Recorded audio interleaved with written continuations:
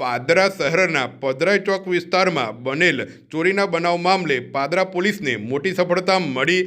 ફરિયાદ નોંધાતાની સાથે ગણતરીના કલાકોમાં પાદરા પોલીસે ચોરીનો ભેદ ઉકેલ્યો। મેહુલકુમાર ઘનશ્યામભાઈ મોચીના ઘરે બની હતી ચોરીની ઘટના। અંગત મિત્રએ જ મિત્રના ઘરે ચોરી કરી હોવાનું સામે આવ્યું। હિતેશ ભૂપત દરજીએ ચોરી કરી હતી। વેપાર ધંધો પડી ભાગતા આરોપી હિતેશ દરજીએ ઘડ્યો હતો ચોરી કરવાનો પ્લાન। પાદરા પોલીસે આરોપી હિતેશ ભૂપત દરજીની કરી ધરપકડ। પાદરા પોલીસે 3,62,000નો સોના ચાંદીના ઘરેણાનો સંપૂર્ણ મુદ્દામાલ રિકવર કર્યો।